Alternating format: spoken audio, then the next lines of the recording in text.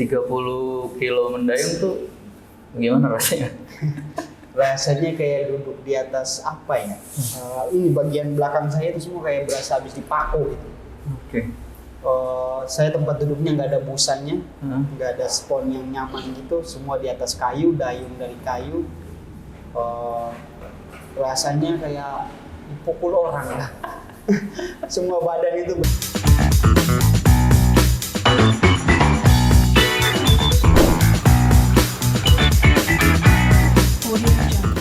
Halo Sobat TK, Assalamualaikum warahmatullahi wabarakatuh. Jumpa lagi dengan saya, Eko Priyono, manajer peliputan Warta Kota. Kali ini kita akan ngobrol dengan Komar Buton. Nama populernya Marco Explorer. Dia merupakan seorang petualang yang tahun 2021 kemarin menuntaskan perjalanan selama sebulan memutari lingkar luar Danau Toba. Jadi dia berkeliling menggunakan sampan lokal dari satu desa, kemudian mendayung sejauh 30 km, mampir ke desa lain, kemudian ke desa lainnya, sampai menyelesaikan di titik akhir.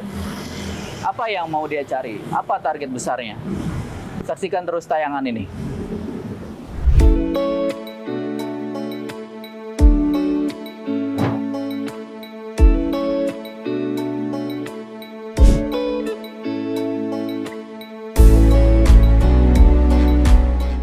Ya, Sobat TK, sekarang saya sudah bersama Mas Komar Buton.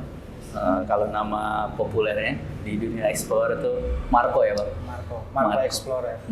Marco Explorer. Nah, kita dengar penjelasan dia. Sebetulnya apa sih aktivitas yang dilakukan kemarin di Danau Toba itu?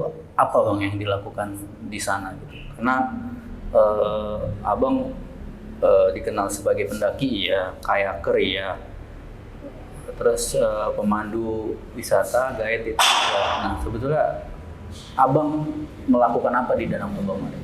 Nah, di Danau Toba itu saya melakukan salah satu proyek saya, proyek ekspedisi.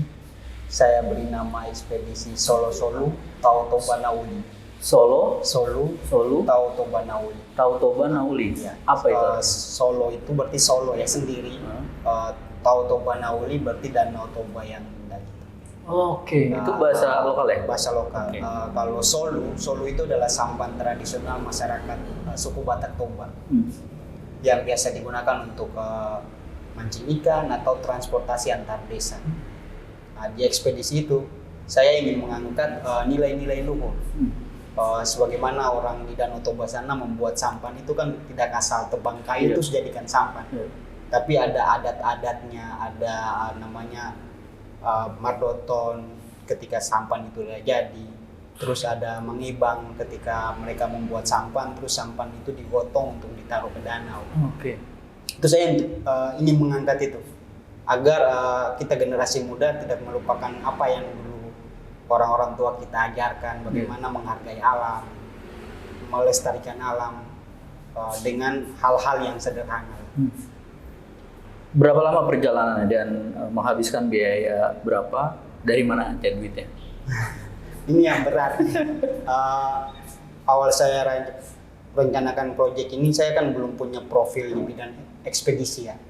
Kalau menjadi pendaki atau petualang sekedar happy-happy ya, tapi secara profesional belum.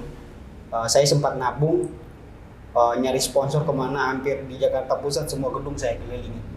Oh, datang dari satu pintu ke pintu lain. Satu pintu ke satu pintu, gedung-gedung di Jakarta Pusat itu saya kelilingin semua. Saya masukin proposal, saya nggak mereka mau terima atau enggak, yang penting mereka kenal saya dulu, lihat proposal saya. Tapi setelah perencanaan 1 minggu keberangkatan sponsor belum ada. Tapi karena saya udah punya tabungan, punya perlengkapan yang cukup, saya putuskan untuk berangkat. Kapan? Pada saat keberangkatan itu bulan bulan Juni tahun 2021. Juni 2021. Oke. Jadi perjalanan itu Juni sampai Juli. Oke. 1 bulan. Saya berangkat, setelah mendayung sampai di sana juga awalnya saya rencananya pakai kayak yang lebih modern. Tapi karena kayak itu bawanya ke sana juga mahal, akhirnya saya memutuskan pakai sampan tradisional tadi, Bang. Solo itu. Setelah sampai di sana, saya rencanakan semua, saya berjalan dengan biaya yang saya punya. Seminggu perjalanan saya direspon oleh Kementerian Pariwisata. Oke. Diberikanlah sponsor untuk melakukan perjalanan. Saya juga dibantu dari teman-teman pecinta alam saya dari Mapala. Mapala namanya mana? Umtala, Universitas Hutan Tular Pecinta Alam. Rumpala. Umtala. Umtala. Oke. Mereka banyak membantu saya dalam biaya atau mendukung saya mencari sponsor. Nah, yang dilakukan di sana dari Juni ke Juli 2021 itu apa? Tadi kan pakai perahu lokal ya, sampan lokal. Itu apa yang dilakukan? Yang saya lakukan selama 1 bulan perjalanan, diantaranya 17 hari mendayung, sisanya saya menginap dari desa ke desa. Itu menggali nilai-nilai luhur, mendata potensi wisata setiap desa yang saya singgahi. Oke. Di lingkar luarnya. Lingkar luar Danau Toba. Oke. Saya mulai lingkar luar Danau Toba, saya mulai dari Porsea. Oke. Dari Porsea ke arah Parapat. Setiap desa yang saya singgah itu saya menggali nilai-nilai luhur, mendata potensi wisata, dan bersilaturahmi lah bersama masyarakat daerah situ. Penerimaan mereka gimana? Ini orang aneh banget nih. Enggak gitu. Masyarakat Danau Toba sangat baik banget, Bang. Baik banget. Bahkan saat saya merencanakan perjalanan, saya menyediakan perbekalan untuk 1 minggu perjalanan. Tapi nyatanya saat saya singgah di desa itu, mereka tidak mau saya makan makanan saya. Pokoknya makan yang saya bawa itu taruh aja buat jalan berikutnya. Tapi kan nggak mungkin akan busuk nanti kan. Oh, makanan ini ya? Jadi ya? Iya, Bang. Akhirnya perbekalan saya itu saya kasih semua ke mereka, dan mereka yang membuatkan saya bekal. Makan siang, terus bekal untuk perjalanan selanjutnya. Berlanjut sampai setiap desa seperti itu. Desa pertama tadi namanya? Desa pertama namanya Porsea. Porsea. Dari Porsea tuh Dari Porsea berapa hari? ada nama desanya lagi, saya tepatnya di desa Sigaol Timur. Berarti dari Porsea katakanlah sehari atau 2 hari? 1 hari. 1 hari. 1 hari mendayung. Itu mendayung lagi? Iya, mendayung ke desa Panamea. Itu berapa lama mendayung? Mendayungnya sekitar 7-8 jam. Jauh ya? Iya. Saya pikir dekat. Enggak ya? 7-8 jam. 7-8 jam mendayung. Mendayung sendiri? Mendayung sendiri. Bawa peralatan, perbekalan, perbekalan, perlengkapan dokumentasi, perlengkapan semuanya yang saya bawa sendiri. Begitu dilakukan selama 17 hari mendayung. Nah, yang paling berkesan tuh apa dari Yang perjalanan paling berkesan, saya pernah, nggak tahu itu mistis atau enggak ya, tapi saya pernah mendayung hari kedua dari desa Panamean lanjut ke desa Sampuara kalau nggak salah. Itu saya cium bau wangi. Saya di tengah-tengah danau, saya nggak pakai parfum pagi itu, tapi bau wangi. Dan di sisi kanan saya itu tebing setinggi sekitar 30 meter. Sepanjang mata memandang hanya tebing, nggak ada pantai. Dan saya sendirian di situ. Saya cium bau wangi, saya kaget juga pas saya ceritakan ke masyarakat desa. Kata mereka ya itu, kalau orang di sana bilang opung ya, leluhurnya lah. Ada opung yang udah jaga kamu. Menyertai perjalanan, ya, menjaga saya dalam perjalanan.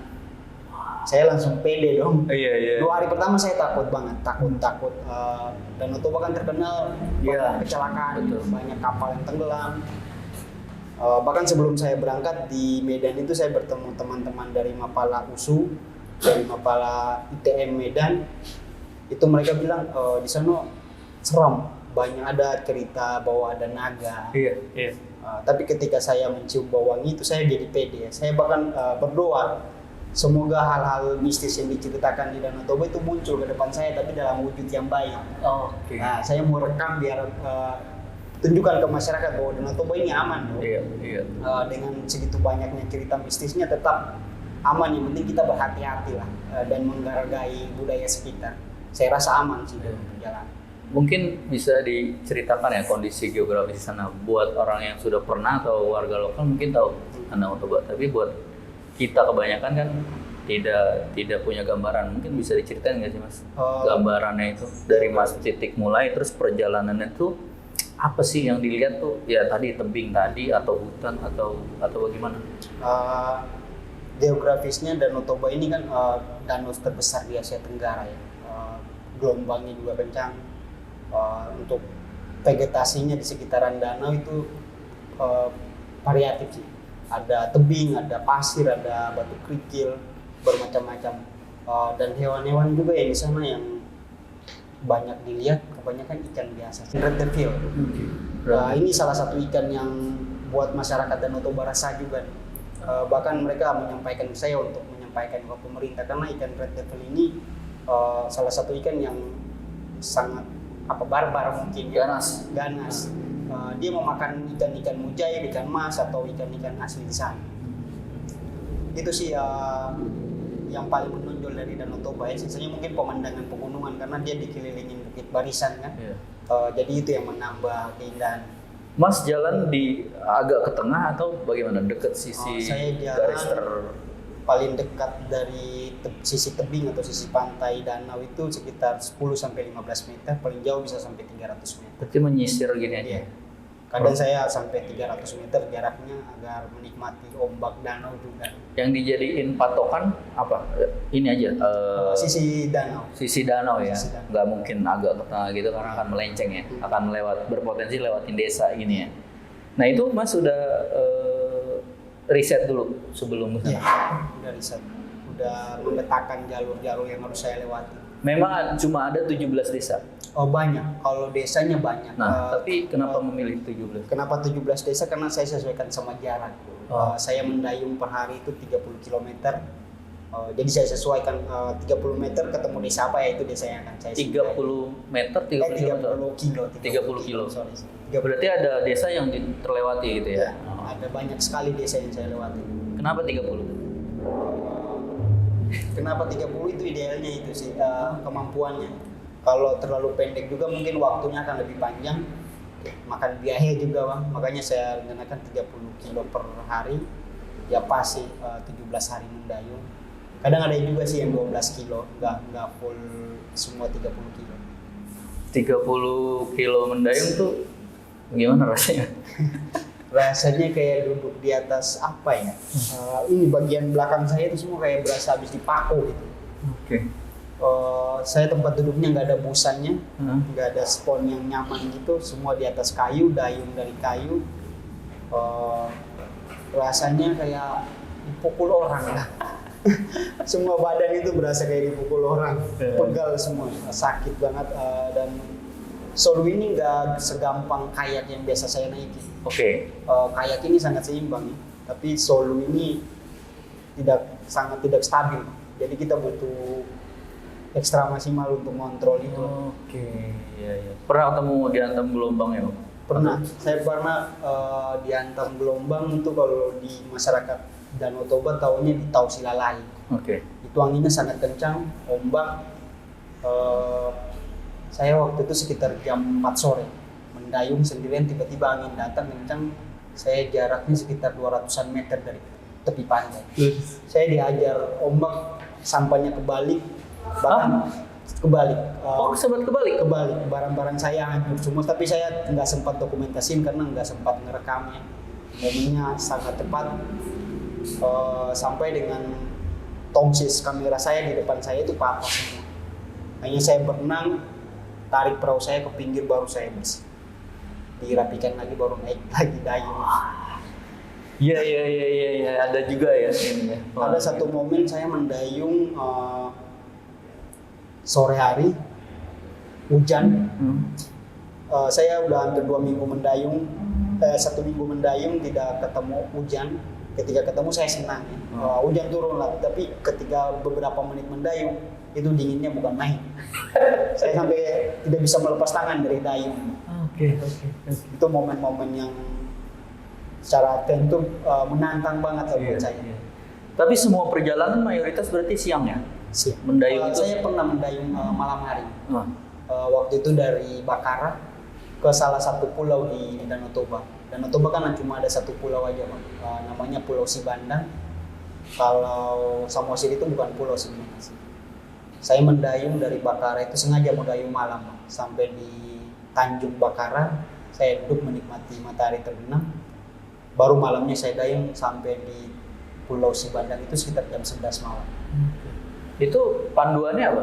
Itu masih kelihatan lampu-lampu Panduannya atau ada lampu-lampunya, ada masih kelihatan ya? kecil banget dari jarak jauh kecil. Patokannya peta sih saya. Peta ya? Masih ini ya, masih dapat sinyal atau Enggak, saya bawa peta manual juga. Peta manual, ada kompas juga. Saya gunakan itu. cuaca cerah gitu, mendukung? Sekitar 5 menit saya sampai angin badai. Emang itu lagi musim angin. Bulan 6 sampai bulan 7 di Danau Toba itu musim angin kencang. Nah, kesimpulannya setelah melakukan perjalanan ekspedisi Mas di Danau Toba selama sebulan itu apa yang bisa Mas sampaikan? Selama 1 bulan saya melakukan perjalanan di Danau Toba, saya merasakan yang paling saya rasakan itu kebaikan masyarakat sana.